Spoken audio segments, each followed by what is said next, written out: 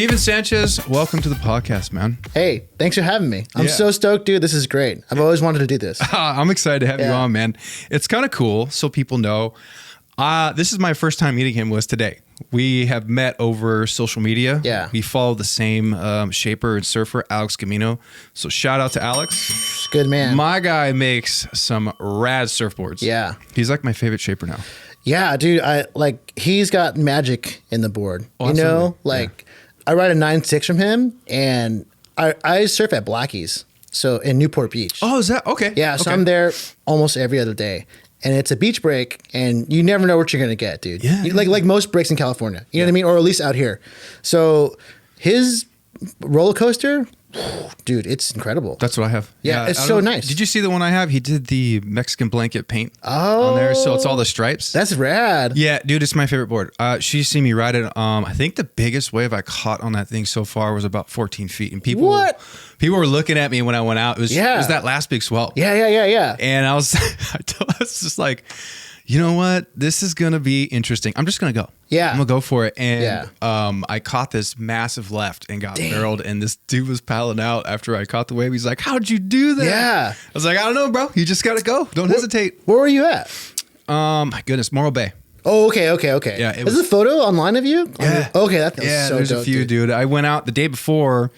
It was even bigger. It was like 20 feet. Man, it was intense, dude. That's so crazy. Yeah, I got a roller coaster from him. I got a 7.2 single fin. Nice. Yeah, it's rad. And That's I what can I duck want. dive it too. Really? Yeah, it's pretty cool. That's what I want. It's got a little foam in the chest. Yeah. Oh, yeah. It floats good, dude. Yeah. So it's easy to paddle in. I like that. And then I got a 6.6 5 fin. Oh, off of nice. him. Dude, it rips. Man. Rips. That's every time when I go out and surf, usually like everyone will like kind of stop and ask me, or like, what is that? What are you riding? Or like, that's like a nice surfboard, you know? So it's really cool to have like those compliments, you know what I mean? Like, because like Alex is still like a really independent shaper. You know what I mean? He's not like this like huge like, you know, shaper, but he makes incredible stuff, dude. So it's rad to have someone like him, you know, put a board under my feet and have people just, you know, say, you know, dude, absolutely. And he's so humble. Yeah. That's the cool thing about it. And his turnaround time is amazing. It's 4 weeks. Yeah. Like, it's like when I sent him, what I did, because I'm going to be honest here. I have way too many surfboards. I think I've scaled down. I think now I have 12. At one point I had like 16, and I would say 90% of them were longboards. Nice. But they were shaped for different style of waves. Yeah. Winter, you know, steeper waves, or it's going to be summertime where it's a lot slower, hanging 10. Yeah. High performance, so I can do some hard cutbacks, whatever. And so what I did is I hit him up because he did another friend of mine, Mark Zizi. He's a firefighter in LA. Oh, okay. And I said, "Hey, Alex, I got way too many boards. I got boards for certain types of swells and, you know, times of the year." And so what we did is we did the roller coaster style, but I pretty much got the dimensions for all my boards, and I gave it to him and I said, "Can you make this one board? Yeah. Can you like break it down so it's high performance, but I can still nose ride and all this?" And he just said, "Okay." Yeah. And in 4 weeks, I picked it up and I took it out. I predominantly ride that all the time. Yeah, he's the man, dude. Yeah. I just ride my 9.6 roller coaster. Yeah, it's 9.6, 23, and then like 3 inches of some change. And dude, it's so much fun. Like whether it's steep, big, small, like ankle high, thigh high, chest high, like I'll have so much fun on that thing. Yeah, dude. He's awesome. And that's why, you know, I told him, "Hey, what can I do to help you? I want him to come to the podcast." You know, his English is still a little broken. Yeah. I think he's South America or Ecuador? I can't remember where he says he's from. I can't remember either. I don't want to misspeak here. I'm sorry, Alex. Yeah, dude. Yeah. You're a great guy, man. That's all I can say. You should come out here. Yeah. And so I told him, like, "Hey, dude, like when I get pictures taken of me a lot from the locals. At least I surf down at Bolsa Chica. Oh, nice. The river jetty's right there, 16. Okay, yeah. They call it 16.5. Yeah, because you're right here. Yeah. Yeah, and all those old dudes are there. My dad's out there. He's, I keep calling him 80. He's like 85. He's actually 83. Oh, nice. Or he's going to be 83, I think. He's still out surfing. That's incredible. Yeah, he's taken me out since I was 8 years old. And so I'm always out there. And so when these guys get pictures and they give them to me, I always tag him in it. Yeah. And I said, hey, I'm going to make a hashtag for you. Yeah. I'm going to call it Gamino Riders. Oh, nice. So I started hashtagging Gamino Riders. Yeah. Put it in there. And now he's put it in. It's Yeah. so cool. And people are starting to do it. I'm like, this is perfect. This is what I wanted for you. Because he's such a great dude, a humble guy. And he's magnificent at what he does. He's Yeah. very skilled, and I want him to get more business. I mean, I'm sure he's got a lot of business now. You see him getting a lot, but I would say more respect of, I would love to see him have his own like shop. Right. It'd be amazing. I think it's well deserved. Oh, you know? yeah. He would do well. You know, the funny thing is like how I met him is like, so I was like hunting boards on OfferUp, like trying to find just like kind of anything, you know? And then I hit him up, and I was looking to trade someone for a tattoo because I do tattoos. Yeah. So I was like, okay, well, hey, you know, if you want to sell it, you know, or we can trade for tattoos. We can trade even up. You know, I'll do a $600 tattoo for you, and we'll swap for surfboards. You know, barter. And then I hit a couple guys up, and nobody hit me back up. And then he was the only one to reach back out to me, and he was like, hey, like, that sounds good. My daughter has this tattoo that didn't come out so well. Like she wants to get it refurbished. Okay. And I was like, dude, perfect. You know, like, so he came to the shop. I got to meet him and his daughter. And then I redid her tattoo. And I got to know Alex pretty well because the sessions were pretty long. They're like 4 hours. Was it each. a big, so it's a big tattoo? Yeah. She had this like snake around her leg. Oh. It was pretty rough, you know, it needed to be redone. So like she wasn't happy. So it kind of worked out. Like I needed a new surfboard, and I didn't really have the money to leverage like that much at the time to just buy a brand new surfboard. So I was just going to use like my skills. Like, hey, like let's see what we can work something out, man. And he was totally cool with it, and he built me this 9.3 like gold roller coaster. And we call it the Mango. The Mango. And, yeah, dude. And it was cool. So that's how I got to meet him. We got to know each other really well.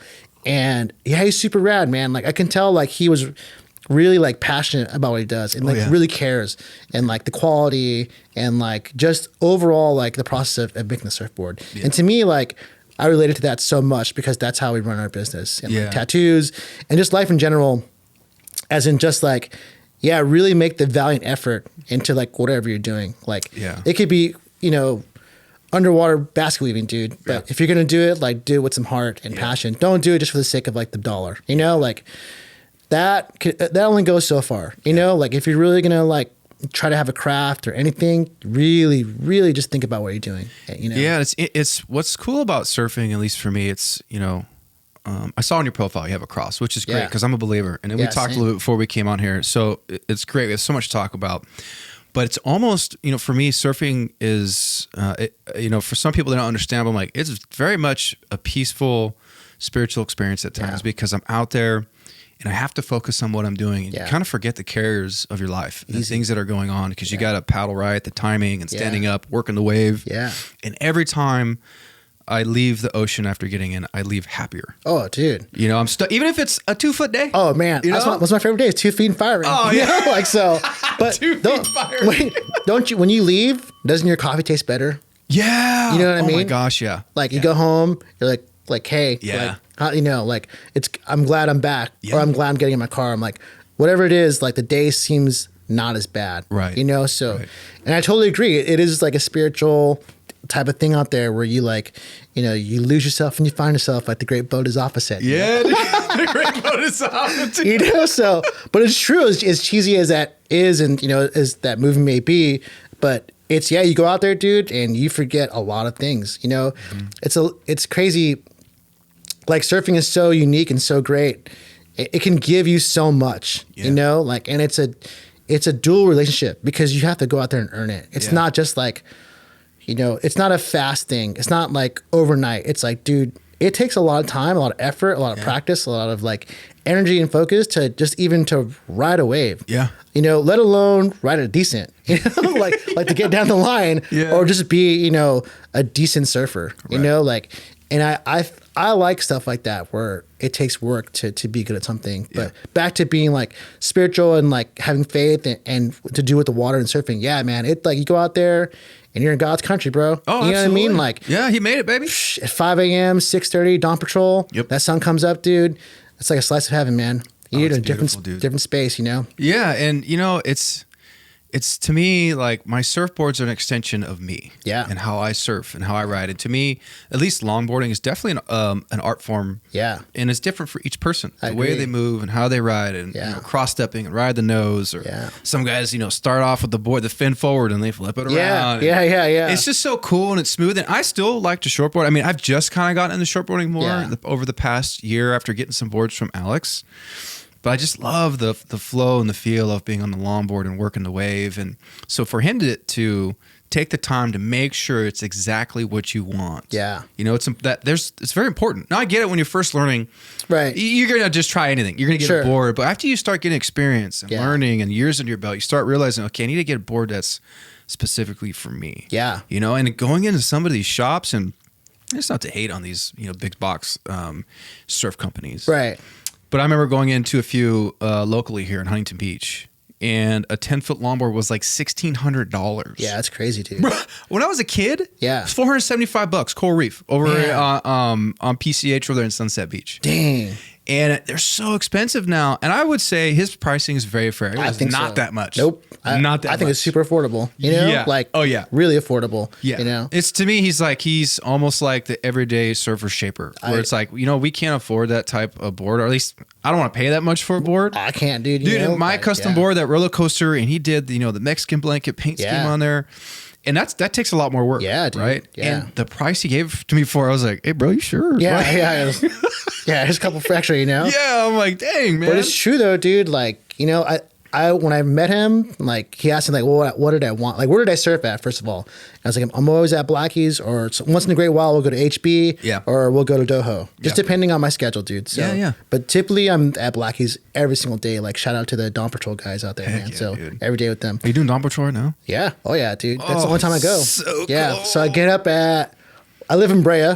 Okay, I was going to ask that. Okay. So I get up at like 4:45, leave the house about 5:15, get there a little before 6. I'm in the water by like 6:15 the latest. Stretching, putting on my gear. Yeah. You know, it's cold right now, so put on a wetsuit, stretch out really well. Before I go in, say a little prayer, dude, you know, and then get out there and just surf my heart out. What a great way to start your day, you know? And yeah. So, you know, like I'm a prodigal son. I have no problem telling people that, like, I 100% walked away from my faith. And I'll tell you right now, I paid for it. Like, I thought, I'm going to do life on my own. Yeah. You know, I'm going to live in the flesh, baby. I'm going to do what I want, when I want. Yeah. And it's going to be fun. And it brought nothing but absolute drama and destruction into my life, to a point where I was on my knees. It was actually in this room. Yeah. And I cried out. And I was like, Lord, look, if you just, I'm going to give you my heart. I'm going to try this one more time. Yeah. But I need you to show up. Dude, for real. You know, and after changing my life, like surfing and so many other things started to have such a deeper meaning to go out there. For me, like, I start my day, I use the Bible app on my phone. Nice. It's just easy, right? It sends nice reminders. Yeah. I still have my own Bible, but, you know, reading that first thing in the morning, I put Greg Laurie on. Nice. I love Greg Laurie, dude. Yeah, dude. He's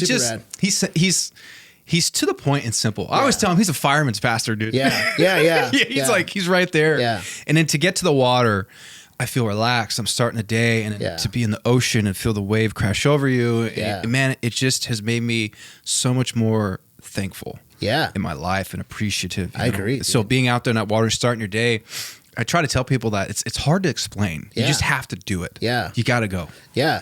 It's so true. Like, to bounce off that, like, because when you're out there, like, even if it's like 2 feet, you know, and it's like, you know, shin high. Yeah. Like, there is some sort of like danger involved in it. Yeah. No matter what. You know what I mean? Like, surfing can be like, you can get hurt. Even on the low tide days, I think it's even more dangerous, dude. You know, like, but I think, like, knowing that you went out there and paddled out and caught whatever you can catch and have a good time, you know, work your buns off out there, that you come back, you're like, dang, dude, like I made it. Yeah. Like, I went out there, I did it, and now I'm back on land. Right. You know, like, maybe to someone who's like a little seasoned, like, yeah, like, it was an easy day. You know, you're not going to get hurt. But there's always that possibility, dude. Like, you know, like, God forbid, but, you know, you can break a foot or whatever, you know, whatever. Yeah, you know, so there always is that, like, level of danger of being out there. But it does, when I'm done, dude, I'm like, wow, like, I'm thankful. Like, I feel good. I feel refreshed. And I'm just, it makes you be, more than anything, like, thankful for everything that I have, everything that's going on. I don't get caught up in, like, the small stuff in life, you know, because I know that I possibly could have drowned like 35 minutes ago, you know, like, dude, like, like, or, you know, something could have happened, you know, like, but I'm still alive. So the rest of today is like corals, dude, they don't mean nothing. Like, you know, as far as business or like little small stuff, like, I'm just like, hey, you know what, dude, I'm alive. I'm here. I woke for me, I'm always telling people, like, hey, I win the lottery every day I wake up, dude. My man. Once I get up, like that. Hey, it's true though, because, like, I got up, like, I'm alive, I'm breathing, I'm under a roof, you know, like I have water, you know, like I have like the basic essentials, dude. You know, like I seriously won the lottery. If I'm getting up and doing my thing and I have like one more chance at life. Yeah. And that to me, that's like the best thing you can possibly Well, life ask is for. so precious, man. Yeah. And I see that in the career choice that I chose, being a firefighter. And Yeah. the reality is a lot of people think it's just riding around in a shiny red engine and a cool uniform. It's not. I mean, yeah, it's whatever. We keep it clean. We take pride in what we do. But we see a lot of tragedy. Yeah. We see a lot of violence. We see a lot of death. Yeah. And it, you know, for me, also made me appreciate life. Yeah. And the importance of enjoying each day. Yeah. Putting the Lord first. Because life is so fragile. I mean, instantly things can change. You don't know this, but you know, I've talked about it on here many times, but I had a brother who was killed in a car accident in 2004. He was 18, I was 17. Dang. I don't think that day when he left the house, or excuse me, he left the night before with his girlfriend. They're going on like a trip with their church out to Joshua Tree. Highly doubt when they left to go on that trip to have fun and camp, he was going to think, oh, I'm going to die on the way. Yeah. You just don't know, right? You have no idea when your ticket's punched, as I say. You know? So to enjoy, to me, I've changed my thought process a lot. I've always been kind of like a hustler and businesses on the side and doing things. I mean, we have this podcast, but you know, realizing like I've been pushing so hard to quote unquote be successful, what the world says is success and money and doing all this stuff. Right. You're missing the moment in the journey. Yeah. And what's important in front of you right now, because at the end of the day, we can't take any of this with us when we die, bro. I love my surfboards. Yeah. I love all the things that I've accomplished and have. Yeah. But they don't go with you. Yeah. You don't see someone you don't see a hearse pulling a U-Haul to their cemetery, bro. Yeah. Put my 9.6 in. Don't forget it. You know, break it up. It's okay. I got room, you know. But put my 7.2 in there. Yeah. I don't need my wetsuit. I got my trunks. You know? Yeah. And it's like I've learned, and it's through hard lessons too. Yeah. I've made great decisions. I've made terrible decisions in my life. Yeah. But realizing, my goodness, I enjoy the process of getting to where I want to go, the learning. Yeah. Meeting people, to have influence over others and others having influence over me. Yeah. And just being happy that, man, I get to wake up and walk my dogs this morning. Yeah. You know, it's so important because we can get caught up in the busyness of life. It happens, dude. I think what you said about like the process of learning is, I think you have to have those you have to enjoy those, like to be like entrepreneurial spirit, you know, or like to evolve as a person, or like even like a server. You know what I mean? I'm only saying those things because those are the subject I can speak on. You know what I mean? Because that's what I do daily. So, like, you're gonna make good choices, bad choices. You know, it's all about the learning process. Like, you can't have a perfect day unless you have a bad one. You know what I mean? I'm a big practitioner of like a cause and effect. Like, so if I don't practice this, how am I supposed to be good at it? You know what I mean? But if I choose to do these things, like, this may end up in a bad situation. Yeah. You know what I mean? Yeah. So the key is like, well, am I going to learn from this, or am I going to keep doing the same mistakes over and over again? Yeah. And so some people will keep going down that road until they get beat up so much, dude. Yeah. You know, and then they'll be like, oh man, you know what? This isn't really working out. You know, it's not everybody else. It's me. Because I'm choosing these things to do that may not be beneficial for my life. You know? So I'm like very into that. Like, well, how is this going to like propel me forward as a person, as a growing like person, you know, as a friend, as a whatever it may be, you know, just in general, you know, because I always ask God, like, hey, I don't need $1 million. I don't need a big house. I don't need a fancy car.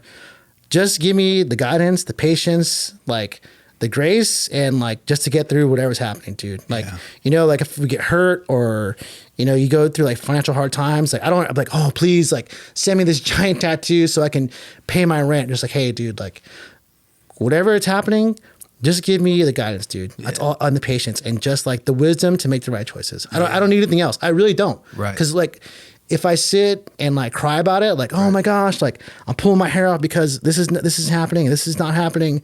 It's like, well, what am I really even doing? I'm just like worrying about things that are out of my control. Yeah. And I think it's easy to get caught up in those kind of things. Oh, you know? 100%, dude. And I feel like when you don't like, if you don't enjoy those seasons of like good and bad and the in between, you'll never really like enjoy the fruits of like what's next, you know? So like in surfing, you got to go out there. When you first start, you got to paddle out there, and you're going to get smoked, dog, you know, like super fast, man. You know, like everybody does, you know? Yeah. And that's just part of it. That's part of like learning a new thing or a new like skill, talent, whatever it may be. you have to go out there and you got to put in the work, and you got to like be okay. You have to be willing to be like, hey, you know what? Yeah, I suck, dude. Yeah. Or today was bad. I didn't do that well. But tomorrow I'll come back. I'll try it again. Yeah. And I'll put my best foot forward, and hopefully I'll grow a little bit. What got you into surfing, or who introduced you to it? So my brother Xavier, he is was the main surfer in my house. So I got 4 brothers. Okay. And very good. He skated like he's like a 90s kid, like a true 90s kid. You know what I mean? So like not like I'm like, I like 90s stuff. Like no, he was, grew up in the 90s. So he skated and then he surfed. And so I always knew like, oh man, it's so rad. So when I got older, we would go out with them to Bolsa Chica. So my dad would take us to Bolsa Chica. Okay. And I would just hang out, you know what I mean? Because there was no extra surfboard. So I would just either like bodyboard or just like be in the sand. You know what I mean? Right. But I didn't start surfing until I was like way later, almost into like my 25, 26. So I started like really late, but I skated all of my like childhood and like teenage years. So you had balance down already. That's a big part of it. Yeah, I skated a lot of like transition and like bowls and pools. Okay. So there's a skate park in Chino Hills. It's called the Ayala Skate Park. And dude, I was there all the time. There's a big snake run. So I would just pick a line and just zoom across as fast as I could. Oh, wow. So doing that, like skating was really natural Okay. for us and like me. And then once, we got older, like we went out a couple times together, and then I was like, man, like I want to surf, and so I got a foamy, man, just like everybody else. I got a little Wavestorm dog, like because I couldn't afford a surfboard. Yeah, and then we didn't have like extra boards, like whatever he had were like short boards, and I knew I was gonna be able to ride that. You know what I mean? So I got a foamy, and then I was like, I always want to surf. I want to learn. I know that I can see myself doing that, like envisioning myself like surfing. I can feel it in my bones, And then I went out like a few years back. This is a while ago now. And then caught my first little wave, dude, right there in Newport, Dude, you were hooked, white huh? water. And I was like, dang, this is it, dude. And then like most things in my life, like I'll become like obsessive. Like I want to learn. I want to like know like the ins and outs. I want to just be like, learn the art of it. Like how does this work? How to learn like technique, how to learn like the proper way to do things. And that was pretty much it, man. So he was the one who got me into it. And then I would just go by myself. I would go alone all the time. I would just get my little Wavestorm, stick it on top of my Hyundai, drive out there. And I would get there like second shift, so like 7:30. Yeah. All the Dawn guys would be leaving. So we'd crisscross. And then I'd be out there for hours, man, just hanging out, surfing, and just try to do the best I could. And then it progresses, and you get better boards, and now I'm there almost every other day surfing. That's rad. So that's rad, dude. Yeah. Now, do you go with family now, or is it just you? I try to invite everybody. Awesome, dude. Yeah. That's what I'm talking about. Hey, like you should come out and learn, dude. Yeah, absolutely. You would enjoy it, because like I know what joy it brings me to surf and like be out there and be in the morning and seeing the sunrise and like being in the beach in the water when no one's out there. Yeah. There's like 4 or 5 guys. You know what I mean? And it's usually the guys you see every morning. So it becomes like a little family out there. Oh yeah. You know what I'm saying? So I try to invite everyone to come. Like, hey, you should come out. And they're just like, oh, I don't know. And I have a couple friends like, yeah, dude, I'll come and we'll go out. So, but now like I have a crew that we see every morning. So it's Jess, Pauline, Min, and Peter. So I see them every morning. We surf pretty much every other day there at Blackie's, if not HB. And then there's the other guys that surf there. It's like Mike Hope, Mitch, Mike Harris, all kinds, Lori. So they're there pretty much every other day too. So I see them all the time. So it's like a little like family with them. So. That's so cool, man. And they're incredible, dude. Like they're so good. They're I'm so bottom of totem pole with them, dude. It's so ridiculous. Well, dude, my dad's been surfing since the 60s. And so he's got, man, he's seen the evolution of, surfing, which is pretty cool. And I remember being a kid, and the way my dad taught me to surf is kind of like how he taught me to swim in our pool as a kid. He just threw me in. Yes. Yeah, he was like, figure it out. And he's a Green Beret. Yeah. Yeah, he's a lifelong great career, so he's a hard dude. But there was one thing I remember him telling me about the ocean. And, we went out and surfed, and we were just kind of chilling, and we were about to leave to come home. It was Bolsa Chica, and this was like, I don't know, like 1999 or something like that, dude, 98. But he said, treat the ocean with respect and respect God's creation. Yeah. He said, everyone comes here for a different reason, but leaves better.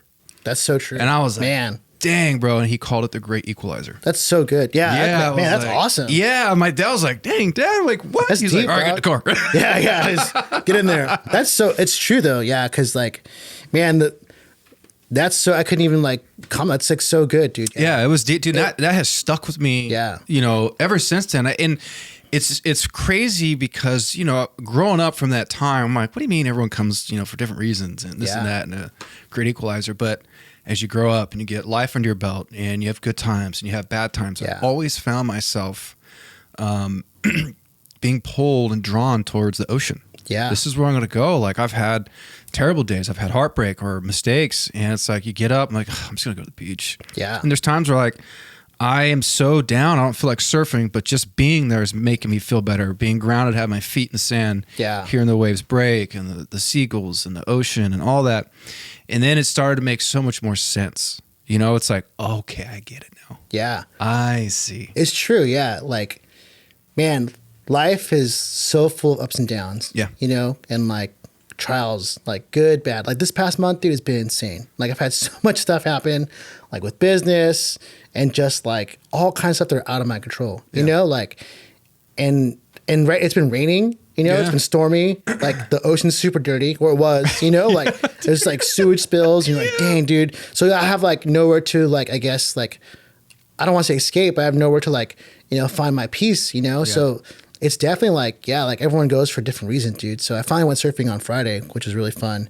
But I was like, all right, cool. I feel like back to normal. Yeah. So, but it's crazy. Like, everyone does go for different reasons. And it's good. That's why I try to encourage everyone. Like, hey, you should come out, man. Like you should, even if you don't catch any waves, like just cruise out there, like come see the sunrise, dude. Right. You will feel different. Right. You will appreciate your egg sandwich. Or your egg burrito, like your coffee will taste so much better. Oh, dude. It tastes, man, it's something crazy. And now as, you're a tattoo artist, which we're going to get into, but, when there's good surf, whether it's been raining or it is raining, I risk it. I'm like, man, I got to go. Right. No. So, my right arm is American traditional. Yeah. Left is all Japanese traditional. And I can't remember, it was one of the pieces on my forearm. And Sean Velos, I don't know if you know who he is. Not too sure. Sean Velos, he owns my right arm. He's done all the tattoo work on here. He's a really good dude. Yeah, he's he looks like he can be my brother. He's mixed. Dang. Yeah, it's really cool. But I think it was either the ship I have here at Lighthouse, but it was raining. Oh, man. And then I was like, well, let's see. And then there was a surf advisory. I'm like, oh. You say what? Yeah. Yeah, so then I open up Surfline and I hit the cameras and it's raining, but there's no wind. Oh, nice. And I was like, I gotta go. Yeah, that's rare. Yeah, I gotta go. So, but my tattoo is fresh. Dude. It was the day after. So I know you're gonna come on, man. Anybody listening, do not do this. Kill me, dude. I put the cellophane on. I duct taped all around it. Oh my god. Cellophane it. I duct taped more, and I just went for it. Put my wetsuit on. Dude. Yeah, and I'll tell you what, it was a great session. I was out probably for like an hour, but when I got out, dude, I was like, that's so bad. Yeah, but it worked out okay. Oh my god. I still got my arm. It didn't get infected. I'm gonna take this off. Yeah, go ahead, dude.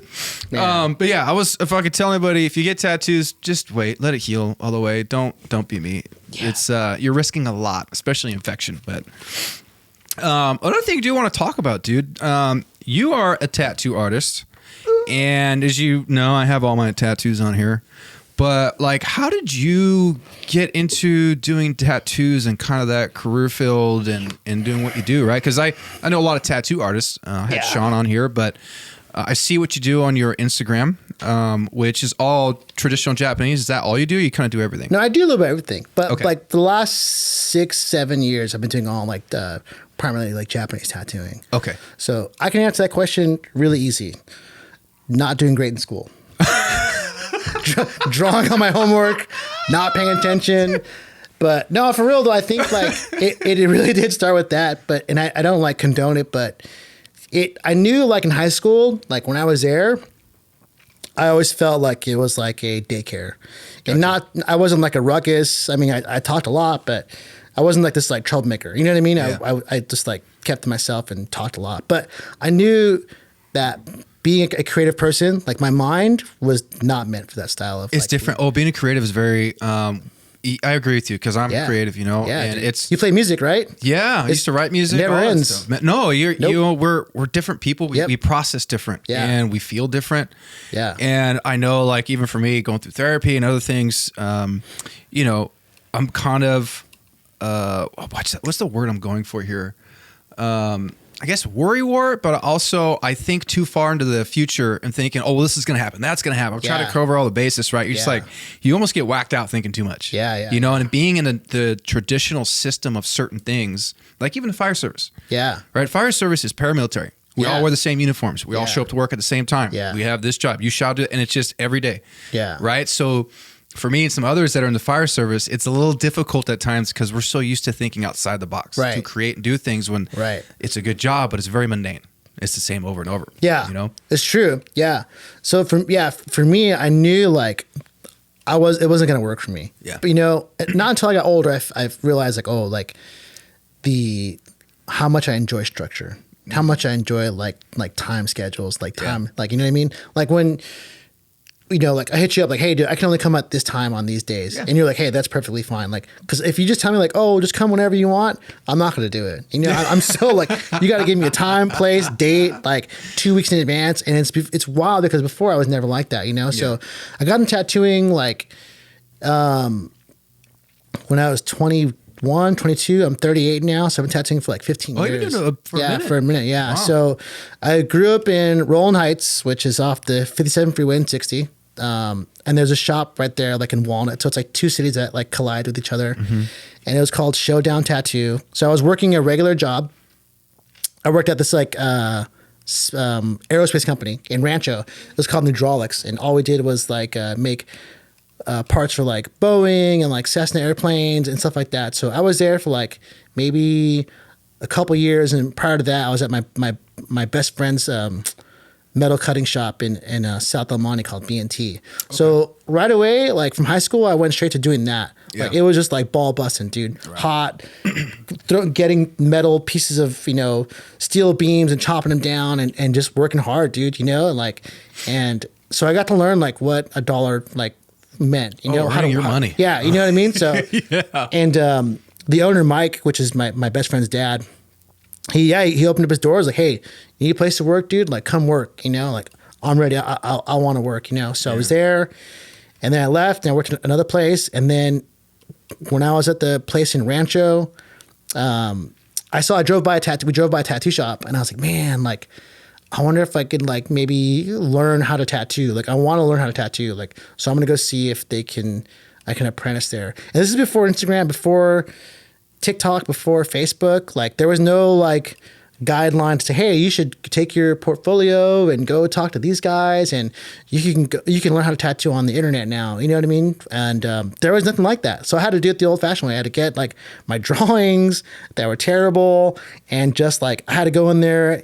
And pretty much the way I did this, I was like, I'm going to go in there and ask the guy if I can get a tattoo by him. But I'm going to take my sketchbook and have the tattoo I want to get in the back. So I was like, hey, I want to get this tattoo. And he's okay, well, let me see what you want to get. So I opened up my little sketchbook. Yeah. I started flipping it real slow. Okay, it's back here somewhere. You know, okay. No, it's not that one. You know, how about this one? And okay, oh yeah, it's this one. And he tells me a price, and I was like, hey, I said, cool, thanks, man. He's like, yeah, I'll do it for you. When you want to get done? I was like, oh, I'm just kind of pricing around a little bit. And but I'm really here to see if you have any like apprenticeships open, or maybe you could help me out, you know, or send me any kind of direction that would just give me like a leading foot to where I could go. And he was like, well, let me see your stuff again, you know. So he goes through it, and his name is George Trujillo. He's my mentor. He's the one who like taught me how to tattoo, and him and his brother Manuel. So they're good dudes, man. And so he's like, you know, I'll take you on. So you know, we work some stuff out. And then, you know, about a few weeks later, he's like, okay, you can start coming hanging out the shop. Okay. And that was it, right, man. So I would go to my regular job, like cutting metal at 6 a.m., get there at 6, get out like at 2 or 3, come home, shower. Wow. Race to the shop and just do whatever they asked me to do. Wow. Whether it be cleaning, setting up, like, you know, drawing, whatever it is they wanted, dude. And I would stay all night with them. Yeah. You know what I like about that, dude, and I respect so much is that you had a goal, you reached for something, you don't know how it's going to work, but you still went, you had the guts to do it, right? Yeah. But even with that is, you knew you had to put your time in and sacrifice, right? Yeah. To get to where we want to be anywhere in life, you're going to start at the bottom. Man. You have to, you got to pay your dues, but there's so much learning in that. Yeah. And you weren't afraid to work hard in your day job. Yeah. And then use your time off in the evening to go hustle and work and get talented at what you do now. Like, dude, I respect that so much. Thanks, man. I appreciate it. I try to like do that with everything I do. Like it's like tattooing and like surfing, you know, like, so for me, when I was young, like, okay, being under George, I had to learn how to be like put in place. Like, hey, dude, this sucks. You know, like, fix it. Like, oh, okay. Like, shit, man. I never heard anybody told me that. That's humbling, bro. Yeah, you know. And as a young kid, I was pretty emotional. You know, I wasn't like the most like a rash thinker.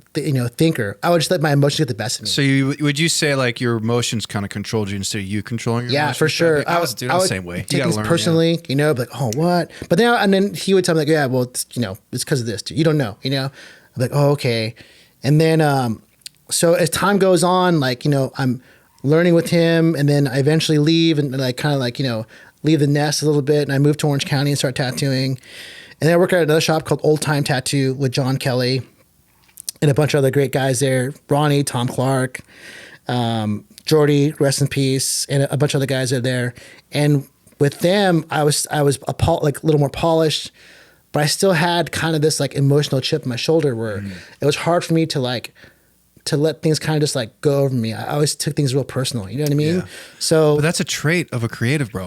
Man, it's tough, it really dude. is. Yeah. Because it's coming, let's be real, when you create, it's coming from your heart and soul. Yeah. That's something you thought of. So I get it. I feel that way. So I feel that way now sometimes. It's like when you write a song, you're like, oh, it's not that good. Yeah. It's like, what? What do you mean, dude? I'd spend all night writing that song. But then I think it's good, like going back to learning and being corrected. Learning how to be corrected and being okay with it. Because now I don't care. Like you tell me, dude, like, hey, this is no good. Okay, cool. Let me fix it. Yeah. Like I need to know. Because if you don't tell me, then how am I supposed to get better? And then with surfing, like all the guys are excellent. They're incredible surfers out there, you know, out there in Newport. And they've been doing it for a long time. So they'll tell me like, hey, dude, like you're too high up, or, you know, fix your timing. Okay, shoot, dude. You know, thanks, man. Because I enjoy I respect them so much because they are allowing me to surf with them. Yeah. And say, hey, Steve, you know what? You can take the next one. Or, hey, let's split it. Yeah. You know, I think for me, that's really like powerful and really like, it means a lot to me because that means they're trusting you to ride with them and to split the wave or whatever it may be. Like they're saying, okay, dude, you know enough and you're safe enough to be around. So you go ahead and go. And I think for me, it's a really big thing coming from those dudes. Yeah. Or anyone who's greater than me. You know what I mean? Like, So I don't mind being corrected or like told like, hey, dude, this is not good. You know, you should fix that. So I enjoy that process. Well, you know, I've always wondered how does a tattoo artist practice? Because you know what I'm saying? Like when you put it on someone's skin, like it's there. Get your friends. Yeah. Now some of my close homies have some pretty busted stuff. Oh, shout out to them. Yeah. and I'm thankful for a lot of them, you know, like they like trusted me to do that, you know? Yeah.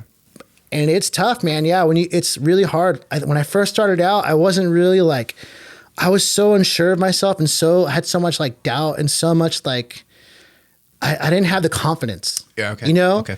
I had like zero confidence in myself of like, to take this on. Like something would come in and I would pass on it like a lot. Oh, like that would happen a lot. Like say a walk-in came in. Yeah.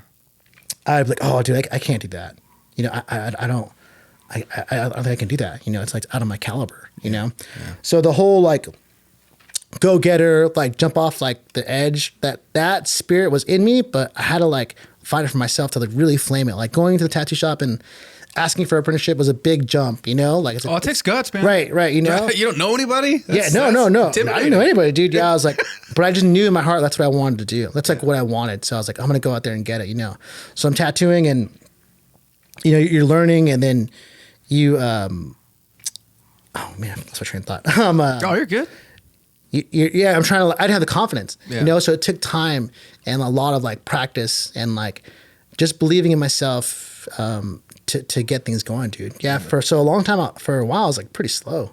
Okay. You know, I was like, I don't know if I can just do that, you know? And then certain things come along, but I'm thankful for all those situations. I wouldn't change anything. So I think lack of confidence comes from like lack of studying and lack preparation, of, right? Yeah, preparation, dude. Willing, Always. You got to be willing to suck. Yeah. When you start for sure. something new, you got to be willing to suck. Like this podcast. Yeah. Shoot, Sam, too. What is it? Are we going on like 3.5 years? I can't remember. Something like that. We've been doing it for a minute now, right? That's incredible. Yeah, and Jordan, my co-host, shout out, love you, buddy. He's on duty. He couldn't make it today, but I mean, we didn't know what we were doing. Yeah.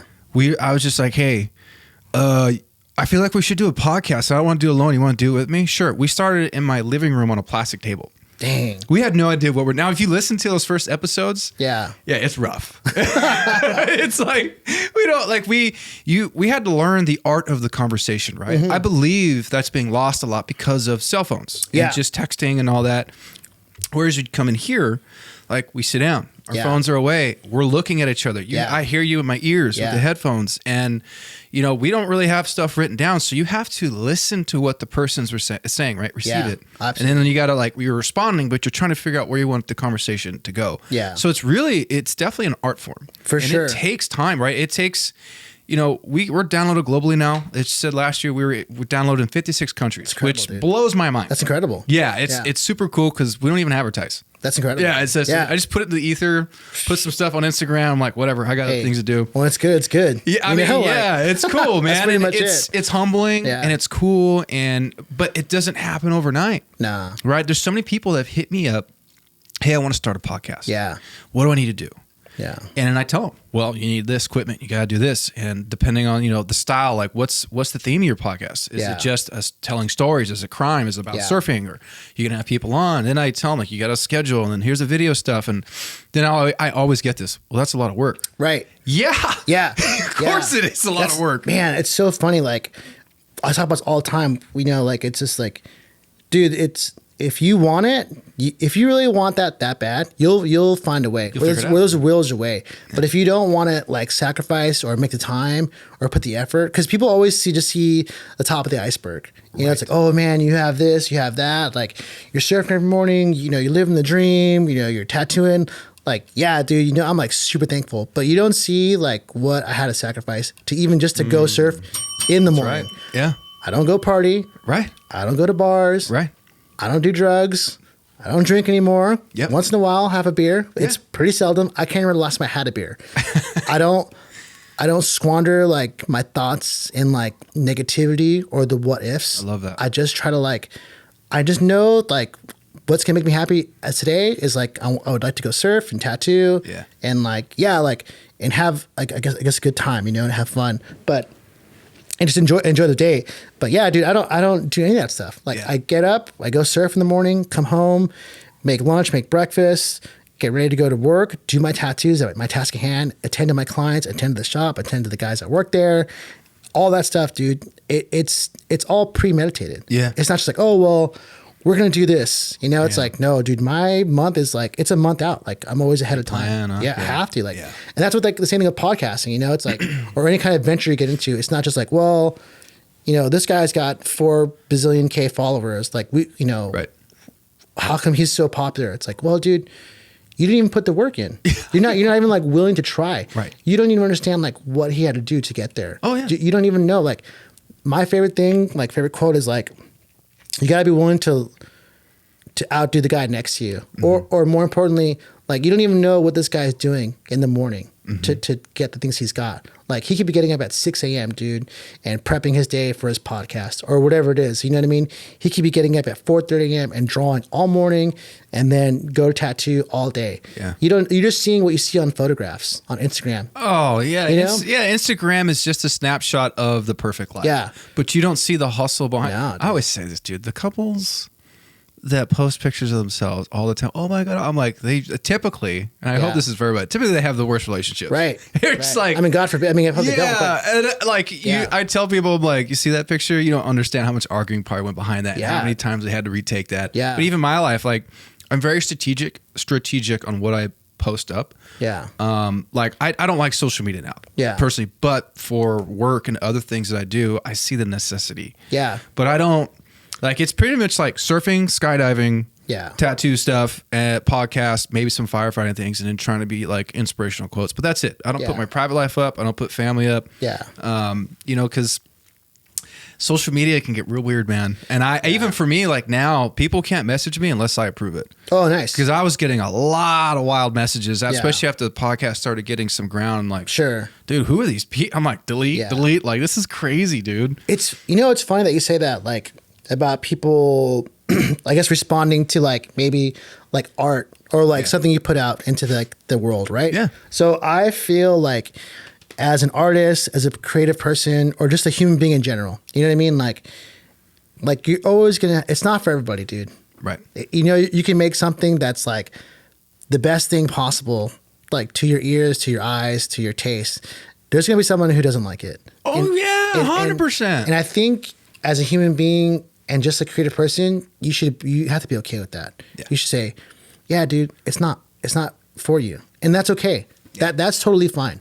It's not for you. And you don't, like, I'm not gonna get mad about it. You shouldn't get mad about it. So that lesson of like learning to be okay with like confidence and being okay with those kind of things, it took a while to feel that way. Yeah. Like to almost like just not care. Like, either you like it or don't. Like you don't have to, don't cry about it, bro. You don't gotta watch it. You don't gotta listen to it. You don't have to like, you don't have to take part of it. Like just well, right.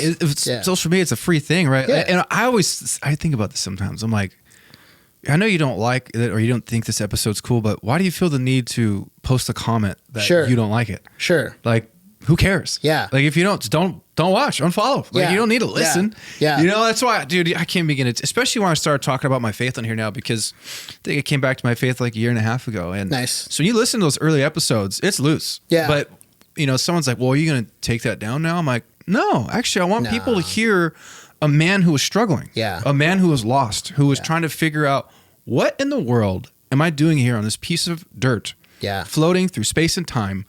What's my purpose? Yeah. Why am I here? Why am I, achieving all these things and it's cool, but I'm still empty? Yeah. I still feel lost. Like, this is what everyone says is a success. Yeah. I still have problems. Yeah. I still have issues. Oh yeah, dude. So that's why I'm like, the process for me, I think it's probably the most fun. Yeah. I love the journey and seeing things come together because, people again will hit me up like, I want to start a podcast. And I tell them, look, if you're doing this for money, you're in the wrong spot. It doesn't come fast. You have to build a base. You're building a brand and you're making something new. Like, you got to be okay, one, with losing your investment. The first part of getting all your equipment. Easy. But two, it's like, we make money off this, but it's not big money. Right. We're not making Joe Rogan stuff, dude. Right. So if you're looking to do this and get it, like, you're going to be sorely disappointed. But if you enjoy telling stories or talking to people, go for it. And I'm a big proponent of try it. Try it. And if you feel like you want to do something, go for it, but give it 100%. Same. Yeah. Like, I didn't think it would get to this point where we have the studio built and all this stuff. And it kind of grew over time. We got better at conversating and, people were listening and messaging. And then honestly, for me now, talking about my faith, I've had so many people open up to me now, whether it's friends, distant friends, or people messaging me like, hey man, I didn't know you struggle with that. Or, I used to be a believer too. Like, why'd you come back? And then you start talking to them. It's like, dude, this conversation opens up about, grace, love, and forgiveness. Yeah. And it's amazing what, like, the reach you can have through your art and what you do. Yeah. And a lot of people, I see this a lot. Well, I want to do something. I want to change the world. I want to be the biggest podcaster, the biggest tattoo artist, the best surfer. Yeah. And I want people to see me and I want to have a huge impact. And my thought is like, maybe it's not changing the world. Maybe it's changing one person's world. Yeah. And then they start changing others. And that trickle effect starts to get huge because of one thing that you did to impact that person's life. It's true, dude. Yeah, I couldn't agree with that more. Because I'm a big practitioner of complain and remain. Yeah. Okay. Like Joyce Meyer says. Yeah. Joyce Meyer. Complain and remain, dog. But and then I also believe in problem solve and evolve. Yeah. I would never take down those podcasts of whatever looseness it was. No. That's part of the journey, dude. It's who you were at that point in time in your life, and you're not that person anymore, and you're still working on it. Whatever it may be, that's okay. It's okay to have those things, to have those feelings, and to acknowledge that. A lot of people kind of dwell on the past so much. Oh man, well, I can't do that because of A, B, C, and D, or maybe I can't try this because of whatever it may be. Like, no, dude, like you haven't even tried, Yeah. you know, like you didn't even like take the first leap. And yeah, it's going to be rough, like for sure, you know, but it's okay to have those things like those falls and like, you know, like to get back up. I have no problem with falling, tripping, slipping, dude, because I like to get back up. Let's go. You got to do. Let's go, man. You know, you got to do harder. Like you got to do better than that to get me down, dude. I've had some rough times, had some good times. I've almost quit tattooing. Like, Oh, no way. Yeah, for sure. And like it was like probably like 6 years deep, and then I was just like, man, I was just going through a lot. I think like just like depressed over, I don't even know what about at the moment anymore, but I remember I was skating a lot and I was tattooing, and I don't think I was like as busy as I thought I wanted to be at the time. And then I was not putting my time into tattooing as much as I wanted to. I was skating a lot, and then I got hurt skateboarding. I like fell and I tore my like AC or whatever it's called here, like my shoulder. Okay. So I couldn't work for a whole month. Like, so that means I got no money. I don't have insurance. Right. And then I got no savings because I'm just blowing it. You know what I mean? Yeah. Like, so I was like down to like nothing. Went to the hospital. They told me like, oh yeah, you tore it. You got to just wait a month and then you can go back to work. And I was like, dang, dude, this sucks, man. You know, this is bad. That's a scary place to be too. Heck yeah, dude. Yeah. Like, you know, cause I didn't know like what was going to happen, you know, like, and at the time I was like, I was going to, the Whosoevers. Okay. With Ryan Reese. Do you know who that is by any chance? Okay, yeah. So that's where I go to church at, Calvary Chapel, Golden Springs with Raul Reese, and then I'd go to Costa Mesa. Reese, dude. Yeah. So that's where my family, like my mom and my dad, they were the ones who installed that life and like the word of God into our family. Like it's the first thing, dude. It's no joke. Yeah. Like without that, my family, household, we wouldn't have nothing. Is it perfect? No. I know me. You know what I mean? Like he ain't looking for perfect. Yeah, no, dude, no way, man. And I try to like remember that. Yeah. Like, hey, it's not, dude. I'm not perfect. Yeah. And that's okay. And neither should you. You know, you shouldn't be perfect, dude. And like, if you're so perfect, and then how are you gonna grow? How are you gonna evolve, Amen. dude? How are you gonna learn the next step of whatever it is you want to learn?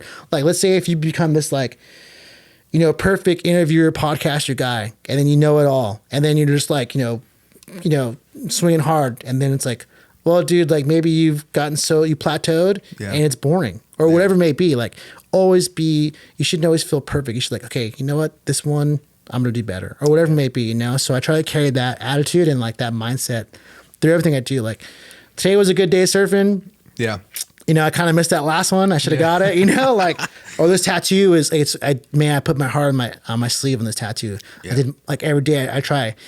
But, you know, tomorrow I'm going to try to do better. Like, it's okay. I'm not perfect. I want to grow and evolve, you know? So long story short, I got hurt. And then I was like, man, I'm just like, what do I do? Like, you know, and I was like, I remember just praying, like, you know, I was like, man, God, please just like, whatever's going to happen, just give me the guidance, dude. Just give me the wisdom and guidance just to get through whatever's happening. Yeah. I don't need to be healed in a week.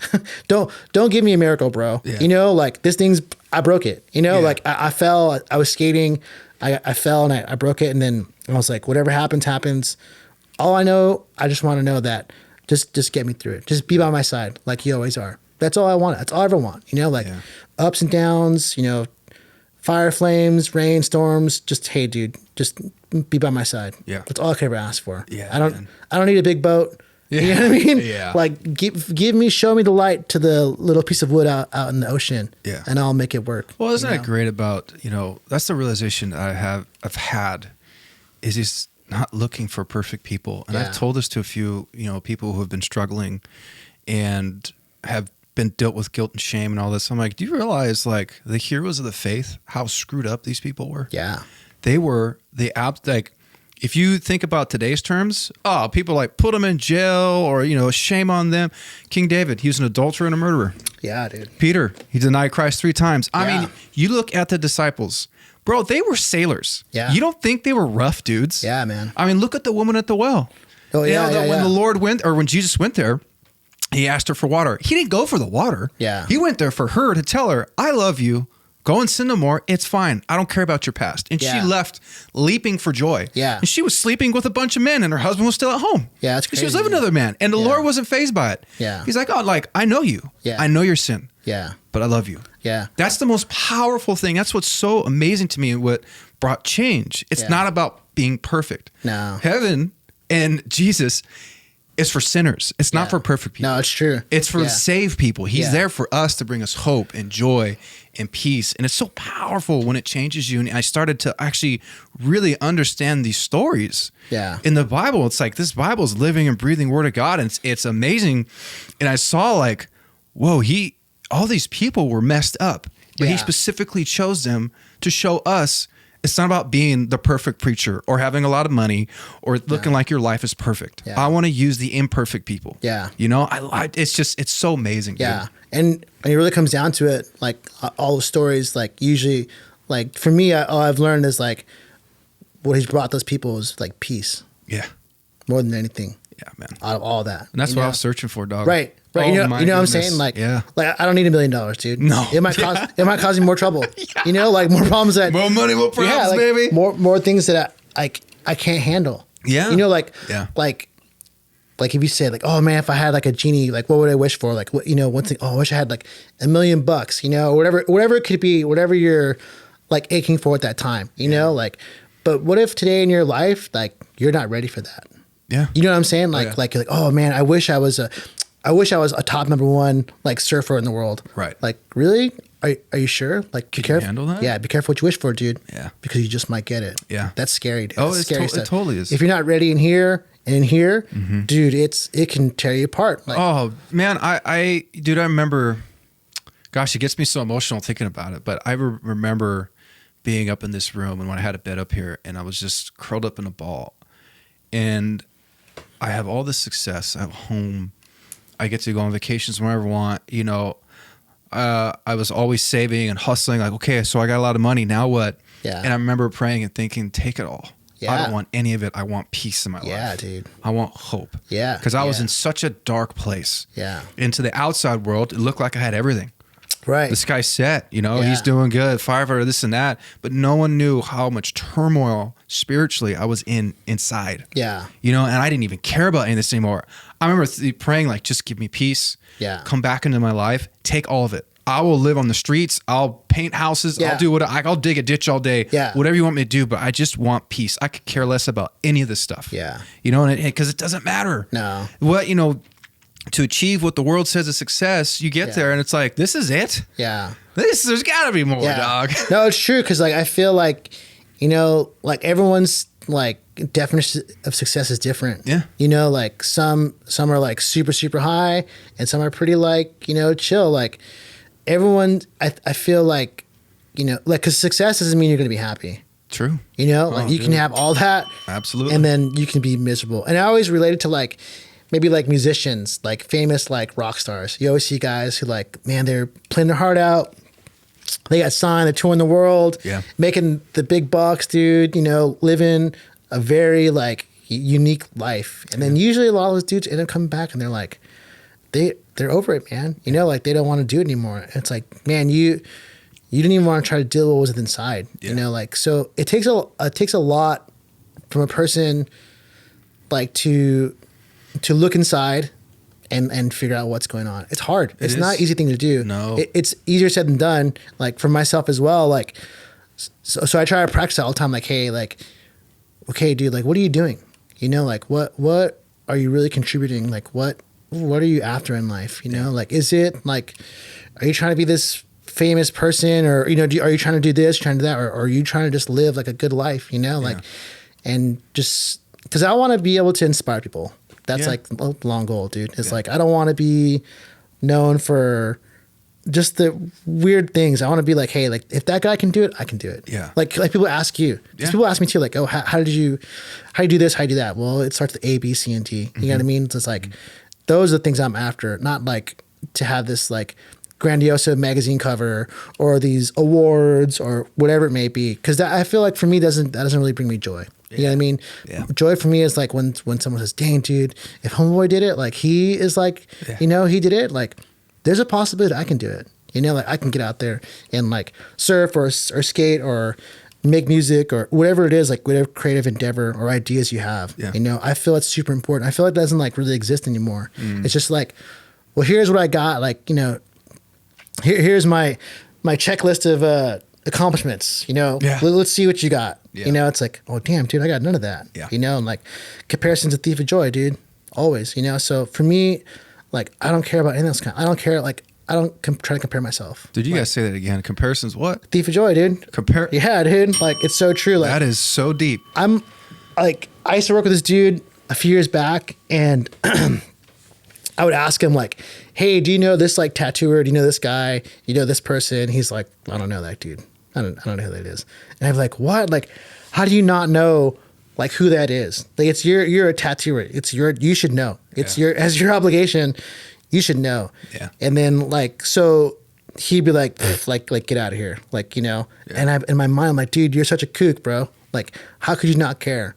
And realized what I didn't realize at the time is that like, I was the kook. You know what I mean? I was watching someone else's garden grow instead of attending to my own. Dude, you know, you're just spitting it, baby. Yeah, but absolutely. It's true though. He was so caught up in doing what he was good at. You know, like he wanted to be a great tattooer, you know, and just a great illustrator and like, you know, composition and all stuff like that. So for me, I was just like, dang, dude, like you should know, dude, you're a tattooer.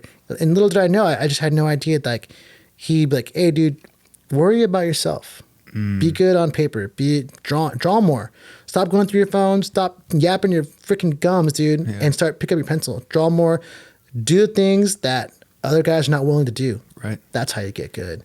And then so as time goes on, you know, like that lesson in that time was like, whoa, man, it's so true. Because now today, you know, fast forward like 7-8 years, I don't know who's who or what's doing what or like who's on top of the chain. I kind of don't care. I really don't. I don't. And it's not because I'm this like selfish like dude or I'm like occupied with like my own, you know, grandiose life. I just like, I have other things to worry about, dude. I'm worrying about my client today. Yeah. My tattoo with them, enjoying my time with them, being with them. Like, hey, dude, like, what are we gonna work on? We're working on this section here. Cool. Like, what do you want to do? You want to color this, or what color you think about you want to do it? Like, you know, being in tune with them, like being a person with them, and being like one-on-one, like being here with you. Yeah. Like my goal is just we sit here and talk and navigate through a conversation about life and whatever it is we're gonna choose to talk about. You know what I mean? Like, it's not like let me check my phone, like what's going on. Like, hey, I gotta be out of here by 4:30 or whatever it is. You know, like there's no time. It's like we're spending time together. So to me, those things are important. You know, and not getting caught up in just like the other stuff in life, dude. Well, I imagine too that has to play into your sessions with your customers, right? Because I've had great conversations with both my tattoo artists. Yeah, you know, you sit there for hours. And you get to know these people, especially with like my traditional Japanese. I think it's bad, dude. Yeah, it took I think it was like 1.5 5-hour sessions. Sounds about right. Yeah, it was like it's a lot of work. So it is. You get to talk. You get to know this person and how they work. And now, you know, Judo is one of my good friends. He's an awesome dude, and I'm sure it's happened with you because I saw you got sleeves and back pieces, and so I'm sure you get to talk to these people for long periods of time. I'll just start off by saying like I'm so thankful and so grateful and so like I couldn't even imagine my life to be where it's at, dude. And I couldn't have done it, you know, without like the trust of my clients, you know, and like having them being like having faith in me and saying, hey, you know what, dude, you can tattoo my whole arm. Like I have nothing. I want you to do the whole thing. It's like, dang, dude, like, really? Like, trust. Wow. Like, are you sure? Like, because there's like this guy down the street, bro. It's really good. You know? Start feeling the imposter syndrome. Yeah. Like, or I just couldn't believe that they would want me to do it. Yeah. You know? Like, because I hear that term a lot, like imposter syndrome. Like, oh, like, and I feel like I've never, like, I don't want to say I never had that feeling, but I feel like I don't get that too much. And it's not because I'm like this egotistical, like, you know, dude. It's just that, like, I know, like, in my heart that I'm going to do my best every day. Like, I just pray, hey, God, just help me out, bro. Just, like, just give me, like, once again, dude, just give me the guidance. Yeah. Give me the patience.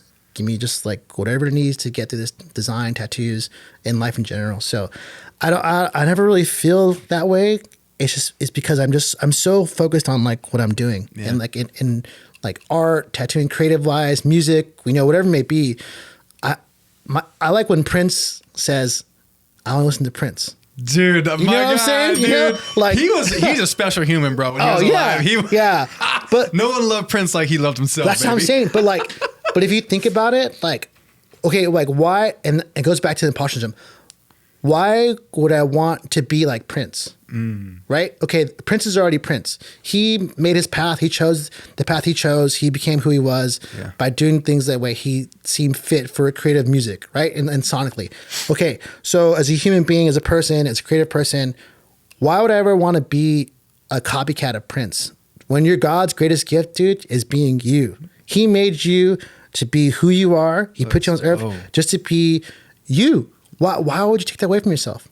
Like, you know what I mean? Like, I love it. Like, your podcast is the way it is because of who you are. Why would you want to make it like Joe Rogan? Right. Well, there's already a Joe Rogan. Yeah. Do you know what I'm saying? Yeah. That market, that niche is already filled. Yeah. So you do you, dude. Like, I couldn't express that more than anything about being like an entrepreneur, like following your dreams. Like, don't be somebody else, dude. Don't worry about that. And you won't have those doubts of fear, like the comparison or like imposter syndrome. Yeah. Because usually it comes with like, oh, dang, this guy just did that. You know? Oh, yeah. Oh, yeah. Man, this guy put out this one. Mm-hmm. Oh, dang, they put out this song. Shoot, that band's really good. They got that double kick, dog. Right. We got to get that double kick in there. or they put those like extra white highlights. It's like, hey, you know what? That you know, those guys are doing that because that's who they are. Yeah. Like, they're a product of like their environment and culture and people of who they were involved around with. Like, Prince is the way Prince is because of where he was, what he came from, what he was around, what he's influenced by James Brown, right? That's his biggest influence. So automatically as a kid, he's going to have that inspiration in his body and his soul and his spirit. Right. It's just going to come out naturally. So why would you ever fight that? If you're a very straight, like obtuse surfer, you know, because that's just the way your style is, then just be it. Right. Don't worry about being Devin Howard, bro. Yeah. You know what I mean? Yeah. He's smooth, dog. He's super smooth. Man, I love what you have to do. That's, you know, I'll tell you what, you just inspired me, bro. It's so true. It's true really though. Is. Like why don't I want to be somebody else? And it's not it's not this vain thing, you know, like, oh, look at me. It's just like, dude, just be you. Just all you got to do is get up and see the world as you see it. You know, like see it, digest it, and then push it back out. Yeah. That's like the biggest thing about art. Like people forget, or even like being creative or like making a clothing brand or making like whatever it is, you know, you're trying to like develop and put out into like the universe. Like, I want to see the world the way you see it. I want to see your vision, dude. Don't show me what don't copy this guy, because there's 20 guys that look the same, who surf the same, or who have the same, you know, musical tone or pop, like whatever it is. Do what you think is cool, man. Yeah. Do what you think that you would do different. Yeah. Like, because when I hear stuff, I'm like, that's pretty cool. I like that. But man, you know what? Maybe I think I would do it like this. And then you'd write a song.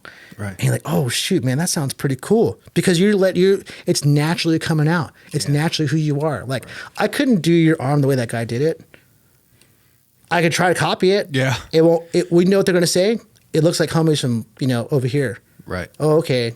Then I wouldn't be able to tell it's like a Steve Sanchez tattoo. Right. Like, and then on top of that, why would I want to copy that? Like, he's already doing it. You know, like, why would I want to rip somebody off? There's nothing wrong with being inspired. Right. You know, and having like inspirations and like taking field notes and whatnot. But I wouldn't want to do it line for line, you know, shade for shade. Then I wouldn't, what am I even doing? I feel like I'm doing a disservice to like, not only myself, like, you know, my spirit, but like God himself. Yeah. Do you know what I'm saying? Like you're fearfully, wonderfully made. There's only one of you, baby. Yeah, dude. Okay, I put you on this earth, dude, and you're going to just copy this dude? Right. What are you doing? Right. What are you doing? Yeah. Like, wasting your time. Were you worried? My man, dude. Preaching over here. But it's true though. Cause you get so, once again, you compare yourself. Yeah. I've struggled with that. I've always struggled with feeling good enough. Yeah. Am I doing what the next person's doing? Am I doing better? Sure. But it does I think it comes with maturity. It really does. It does. Time and self-realization and finding myself, not just me, but who I am in Christ. What do you want me here for, dude? Gotta get a little salt in that beard, dog. Yeah. You know what I'm saying? Like that's how you get it, you know? Yeah, no, totally, dude. But I know what you're saying though. Like, you know, you gotta live a little bit. You do. You have to get some life under your belt. And, you know, it's a cliche thing, but really, you know, we all, everyone lives, and the hard reality is everyone's going to die. Yeah. There ain't nobody making it off this earth alive. Yeah. But what are you going to do with that dash in the middle, right? What's your journey? That's what I'm saying, man. You know what does the Lord put in your heart? No one's going to figure it out for you. Yeah. And that's what I also love about having a relationship with the Lord. It's not about religion. Yeah. It's not about what the church says, the four walls and a cool worship team. Hey, is that great? Yes, that's Western church. But what it comes down to in your faith is it's a relationship with the Lord. Yeah. And the closer you get with him and you nurture that, Yeah. you realize he only wants the best for you. Yeah. And he's going to bring you the best. It's so true. And sometimes you're going to go through difficult times because you're going to learn something in there. Yeah. And I've seen it. I've seen it for myself that sometimes in your greatest failure, in your biggest trials, that's a platform for God to use you for what you were really on this earth for, because you'll learn something hard. It's so true. You know, and you're going to be able to inspire others that It's have true. gone through that. And, you know, I'm once divorced. I've been through it, man. Yeah. And that was a tough time. And I wasn't a good dude then. Yeah. And I can tell you now is I've had so many other men that I know who are in the fire service come and approach me because they're like, hey, I'm going through a divorce. Like, I don't know what to do. I feel lost. I'm hurting. It's like, all right, let's go get a cup of coffee. Yeah, yeah. Let me tell you. Yeah. Let's have a talk. Like, it will be okay. Yeah. It's going to hurt. Yeah, it's for going to sure, be difficult. dude. Yeah. And no matter what happens, keep your mouth shut. Yeah. Don't talk bad about the person. Yeah. Let the lawyers do their thing. Yeah. But you ultimately just take a step back and breathe and realize this is hard. Yeah. But you will come out on the other end. Yeah. There's going to be, you know, an end goal to this for your life, and it will get better. Yeah. You know, tough times don't last. No. When you're in them, though, it's hard. Yeah. You feel like you're in this biggest, darkest pit. Man. And it ain't going to work. And, you know, when you finally surrender and you realize, like, you know what? The Lord tells us in the Bible, you know, in this world, you will have trials and tribulations. Trials and tribulations. Tribulations is a heavy word. Yeah, dude. I mean, you're going to go through it. My parents, they lost a son. Yeah. I can't imagine what it's like to lose a child. Right. You know, I lost my brother, but I saw what they went through. Yeah. 80% of marriages after a child dies ends in divorce. Damn, I didn't know and that. they're still together. That's incredible, dude. And they still waged that war together. And they went through that fight. And they came out on the other side. Are they still, like, are they perfect? No. Do they still mourn my brother's death? Absolutely. Yeah, for sure. But you know what? It's a different mourning. Yeah. It's a mourning. It's more of a celebration of thank you, God, for putting this kid in my life. Yeah. But thank you that you saved him. I'm going to see him again. Right. Because nothing here is going to last forever. And I will see him. Yeah. So you mourn different. You have a joy in your mourning, which to someone who's not a believer doesn't even get that. They have no idea. Yeah. It's true. And, you know, like, you couldn't have said it better. Like, that, like, knowing that, like, life is short. It's like a fog, dude. You're gone, like that. So for me, like, I relish in that. Yeah. Like, someone told me, like, hey, dude, or I hear a lot, like, you're really good at living. Yeah. You're the best at living life, you know? And I think they say it as a joke, you know, because I'm always so, like, happy-go-lucky, or I'm just, like, trying to make the best of things. I kind of have, like, that, like, Rob Dyrdek and, like, like, Bert Kreischer, like, you know, like, let's just have a good time. And not like getting wild, you know, like, you know, partying, but, like, I just want to make the best of things. Yeah. Because I know, like, dude, tomorrow I might not wake up. Mm-hmm. I mean, if I got to go, I got to go, homie. Yeah. I'm not afraid to die. Yeah. I'm not wishing for it. I don't got a death wish, but I know that if I go, and if it's short, then I'm just going to just enjoy, like, being here and enjoy my friends, my family, my loved ones, dude. And knowing that, I'm going to go to heaven, bro. Like, it ain't an easy trip, you know, like being here is hard, dude. Like, with everything, like, people are, like, in such dark places right now. I've seen people, like, fall apart, dude. Yeah. Like, it's insane. Well, especially the times we're in. Yeah. It's a lot. It's heavy, a lot of dude. uncertainty. Yeah. You know, I feel like everyone is on shaky ground or shifting sand because it's the state of our country, the world. It's like wars and rumors of wars, and this and that. Inflation's up, and I get it. It's true, man. I feel like, you know, when it comes to those things, like as a practitioner of, like, just, like, positive mental attitude, you know, like PMA, like, okay, I like if you watch a bunch of scary movies for, like, a week straight or, like, a month straight, eventually you're going to have nightmares. Oh, yeah. You know, walking like, around scared at night. Cause and effect. But you're looking over your shoulder, right? So if I constantly digest, like, things about the world that's going wrong, or, you know, if it's wars, economical downsides, anything like that. Yeah. In the long, like, I would say even in the small scope of things, what good is that going to do me? Like, I'm just going to... What's the worry going to do, right? Yeah, you know, I'm going to, like, think about it all the time. I'm never going to get past, like, those situations. More importantly, I'm just going to get so fixated on it. I'm going to lose track of like who I am. Yeah. Like what I'm doing, what I'm trying to achieve in my life, dude. Because that stuff will take you so far off. So it's so easy to get lost in that path of like the worries of tomorrow. Mm-hmm. When you can't even like finish the food on your plate right here. Yeah. You know, like I want to maybe I don't have that much food on my plate, but I want to make sure I enjoy it, you know, whatever it is. So to me, like once again, I don't really care of those things. It's not to say I don't care like about people or humanity or the things that the tragedies of the world. It's just like, as of today, dude, at this point in my life and on Tuesday, Monday afternoon, I can't do anything. Right. What do you want me to do? You know what I mean? Like I have a zillion things I got to worry about. Yeah. So I got people that rely on me and things I need to make sure, like mental health. I'm cool, you know, check myself.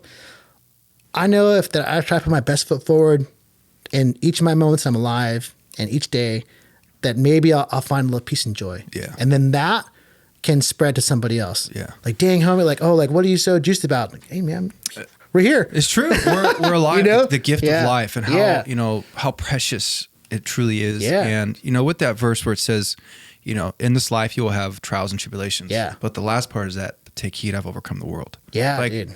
There's always that but. Yeah. But God, like, remember, this is going to suck at times. Yeah, man. But it's okay because I've overcome the world. And there's one thing I want to end on this. In the Bible, it says, do not be afraid 365 times. Oh, wow. Do you think that's crazy? Wow, I didn't know that. That's You know what I'm saying? Fear, you know, and all, I do think there's different levels of fear, right? There's fear in us that protects us. Yeah. When you're out, like, you know, when you're walking along a main street, if you step out in that street, you're going to get killed, right? Yeah. So you have that little bit of fear, like, I probably shouldn't do that, right? Yeah. Like, I know when I go skydiving, if I don't jump with a parachute, right, you know, I'm going to die. There's a fear like, I shouldn't be near that door. There's a good possibility. It's really high. Right. But there's also other fears that hold people back in their life. The fear of starting something new, the fear of commitment, you know, the fear of loss of whatever it may be. Yeah. When it's really like, when you have that faith, you know that God's in control. He's going to take care of you. Whether it's good or bad, what's happening in your life, you do not need to be afraid because He's going to work it out. I agree. And it will work. And I've seen it in my own life. Yeah. And that's why it's like, it's so powerful for me. And when the more I study and I realize, oh my gosh, I looked it up. It's like, it says, do not be afraid 365 times. That's 365 days. You know, it's like, what in the world? That's perfect. One for every day. You know, it's like do not fear. I'm always with you. He's with you. It's going to be okay. So, will you make mistakes? Yeah. It's okay. I'm with you. Yeah. We'll work it out. We're going to get through this. So, all that being said, I mean, Stephen, I could talk for hours. Oh, man. Yeah. So, I know. She's bumming over here. I'm like, I know time, but it's so good. But I agree, man. It's amazing, dude. I want you to come back on here real quick. I do have to ask real fast. What's the longest session you've done in a tattoo? 8 hours. Woo! Yeah. Yeah. So how did do they have numbing cream or they just?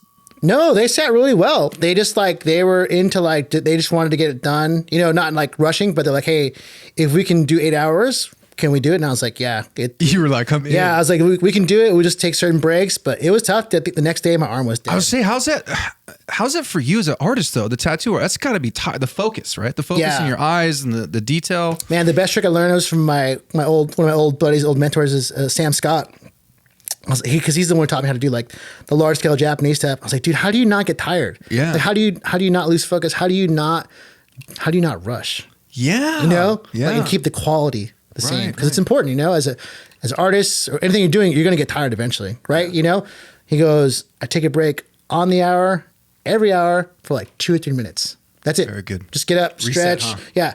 Close your eyes, go to the back, get some water. Just, you know, do whatever you got to do for 2 or 3 minutes and then get back to it. I got thought, Mike, dude, it's so much focus for you as the tattoo artist. Yeah.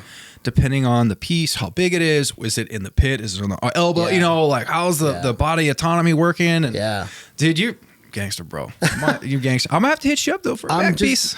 I'll end with this from my point. What you're saying is that I'm just doing what I can with what the good Lord gave me, dude. I love it. You know what I'm saying? He gave me the ability to do art, make music, you know, be, I guess, somewhat athletic from surfing. Yeah. So I'm just doing with what I got, man. Yeah. That's pretty much it. Like, I don't come from a wealthy family, you know, like most of us, like, you know what I mean? Like, we're not billionaires, bro. So, and I'm not trying to be, but I do know that I have these talents and I'm not gonna let them go to waste. I love it. So I'm just doing with what I got, man. I'm making the best of my situation. Dude. And that's all I can. That's all you can do. Because what else? Like, you know what I mean? Like, well, dude, Stephen, I'll tell you what, man. I'm so glad that we've met over social media. Yeah, we have the same shaper, and I'll tell you this much: you really spoke to me today. It's great to have someone like you on this podcast, dude. You have such a great heart and outlook on life, and people need to see people like that, man. Thanks, man. You're not perfect, but guess what? You're trying your best. I'm okay with that. You know what I'm saying? And so if people want to get a tattoo with you or see your work on social media, what's your social media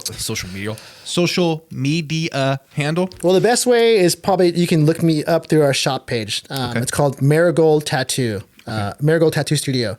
And I'm on there, Stephen Sanchez. We got Mike Ortiz, Sean Hughes, Rebecca Simon, Tazabeth, and then we got myself. So all the guys I work with. Okay. It's a great crew.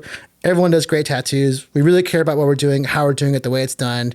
And we really try to make the valiant effort in giving you a great experience, and more importantly, a great tattoo that's going to last a lifetime. Dude, so that's the best way to get a hold of us. And and where's your shop? Where's the shop at? Our shop is in Anaheim, off Ball Road in State College. Okay. Yeah, Marigold Tattoo. Marigold Tattoo. You guys heard it here. Up, dog. Yeah, or come surf with me. Yeah, come surf. Newport Beach. Yeah, hey, we are gonna have to surf whenever you want. I'm down usually twice a week, whatever, depending on my shift schedule and what's happening. But I would love to go out. I'm sure you'll probably. My dad goes to Blackies too. He's in. He goes from Bolsa to Blackies. Okay. What's your dad's name? My dad? Yeah, Dave Fisher. Okay. Dang. I never met him before. Oh, dude, you'd recognize him, bro. Okay. Yeah, he's still got the military haircut. Dang. Yeah, bro. He drives this gray van from the 90s. He just replaces the motor. He gets it repainted. Like, he's like, no, this is my surf van. I'm not getting rid of this. It's so great, dude.